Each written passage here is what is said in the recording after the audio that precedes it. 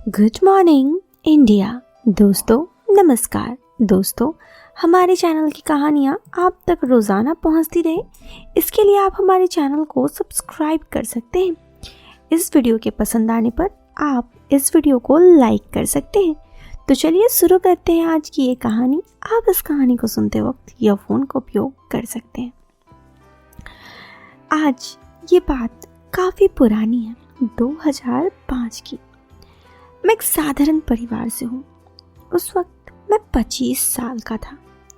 मेरे ससुराल में मेरी पत्नी, एक छोटी शाली जिनकी उम्र 19 साल, और मेरे ससुर रहते। मेरी सास की देहांत लगभग 10 साल पहले हो गया था। मेरे पत्नी का कोई भाई नहीं था और ससुर जी अक्सर अपने गांव में रहते, इसलिए मुझे शादी के बाद अपनी पत्नी और शाली के साथ उनके शहर वाले घर में रहना पड़ा। मेरी पत्नी मेरे देखने में बहुत सुंदर है, शाली से भी ज़्यादा। मैंने कभी भी ये सब नहीं सोचा। हमारी ज़िंदगी बहुत ही अच्छी कट रही थी। शादी के 1 साल बाद मेरी पत्नी ने एक सुंदर से बेटे को जन्म दिया। क्योंकि बच्चा भी छोटा था तो उन दोनों की देखभाल करने के लिए कोई स्त्री नहीं था, तो मेरी माँ ने मेरी पत्नी को घर बुला लिया। अब मैं घर पर अपनी शाली जी के साथ अकेला रहता। मैं उससे बहुत कम बात करता। सुबह जल्दी काम पर निकल जाता, रात को देर से आता। मेरी शाली मुझे खाना खिलाने के बाद पड़ोस में रह रहे अपने चाचा के घर सोने चली जाती। सुबह जल्दी आकर मेरे लिए खाना बना देती और सारी चीज़ें हिसाब से सही चल रही थी। पत्नी से बिछड़े हुए 1 महीने हो गए थे। मैं बहुत तन्हा महसूस कर रहा था, लेकिन कोई तरीका भी समझ में नहीं आ रहा था कि क्या करूं। एक दिन मैंने सोचा क्यों न अपनी साली को पटाया जाए। इससे मेरे मन में कोई ये था, जब तक पत्नी नहीं आती है तब तक देखा जाए क्या होता है। एक दिन की बात है, मैं एक सीढ़ी अपने बिस्तर के तकिए के नीचे भूल गया और काम पर चला गया। बाद में मुझे याद आया कि सीढ़ी तो घर पर ही भूल गया। तो फिर मैंने सोचा कोई बात नहीं, अगर साली जी वो देख ली तो मेरा काम तो और आसान हो जाएगा। यही सोच रहा था बस मैं।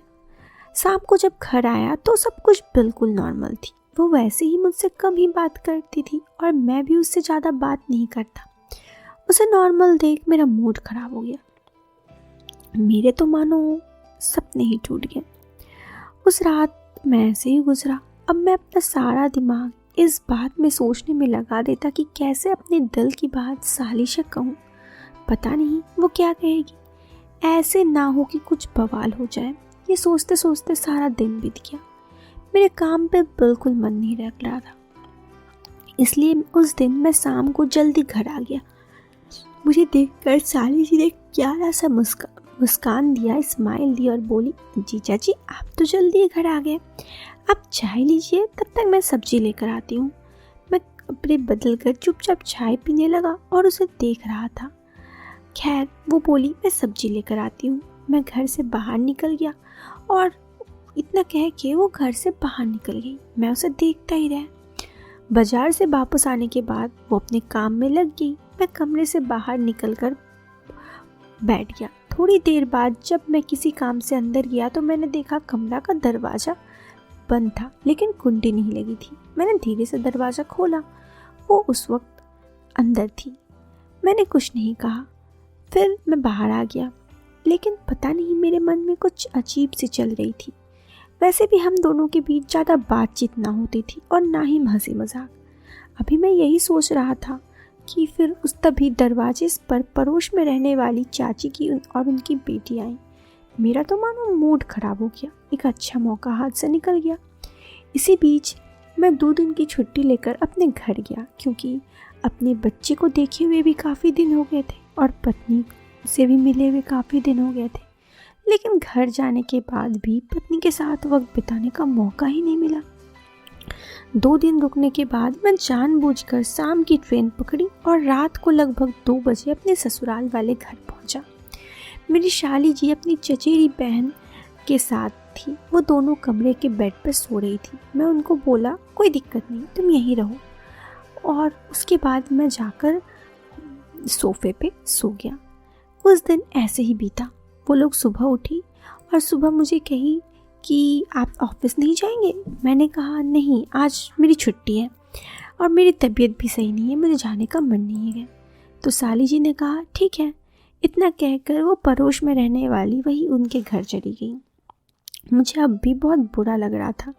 मुझे तो हमेशा सिर्फ यही लग रहा था कि जब भी मौका मिलता है कुछ ना कुछ ऐसा ही हो जाता है, पता नहीं दोबारा कब मौका मिलेगा।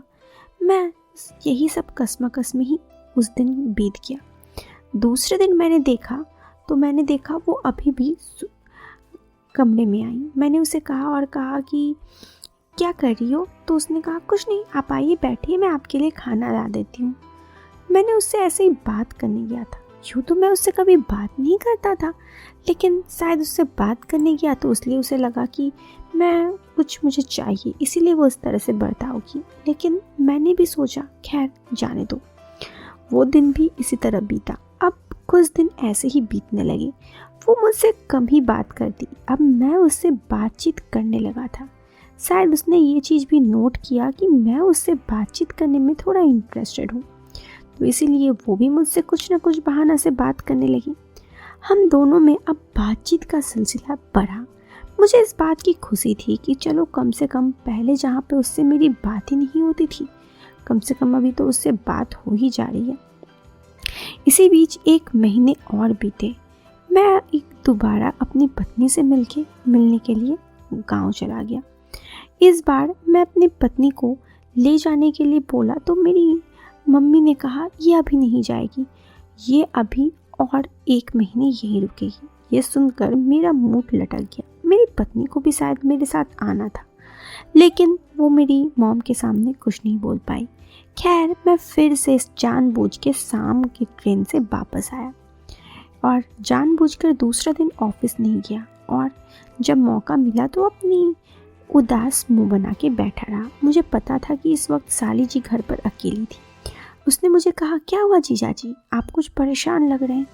मैंने कहा क्या कहूँ, जिंदगी में सब कुछ तो मानो बिखर गया है। मेरी पत्नी मुझसे काफ़ी दूर है और घर पर मैं अकेले काफ़ी तन्हा होता हूँ। उसने मुझे कहा मैं समझ सकती हूँ, ये सब में मेरी ही गलती है। मैंने कहा तुम्हारी गलती नहीं है। उसने कहा सच कहूँ तो मेरी ही गलती है। अगर मुझे यहाँ पे नहीं रहना होता तो शायद आप भी यहाँ नहीं रहते और आप दीदी के साथ रह पाते। इसीलिए अगर मेरी तरफ से कुछ मदद हो तो मैं आपकी हेल्प करना चाहूँगी। मैं उसकी बातें सुन मेरी आंखें मानो फटी की फटी रह गई। मैंने कभी नहीं सोचा था कि वो सामने से इस तरह से मुझे कहेगी। फिर क्या था, जो मैं चाहता था वो मुझे मिल गया, और जब तक मेरी पत्नी नहीं आई तो तब तक मेरा अकेलापन भी दूर हो गया। ये कहानी बस उसी की थी। दोस्तों ये कहानी यहाँ पे ख़त्म हो जाती है। कैसी लगी आपको ये कहानी, आप हमें कमेंट बॉक्स पे कमेंट करके ज़रूर बताएं। पसंद आई हो तो आप वीडियो को लाइक और चैनल पे पहली बार आए हैं तो सब्सक्राइब करें। मिलते हैं फिर एक नए वीडियो में एक नए और इंटरेस्टिंग टॉपिक के साथ। Till then bye, take care, bye.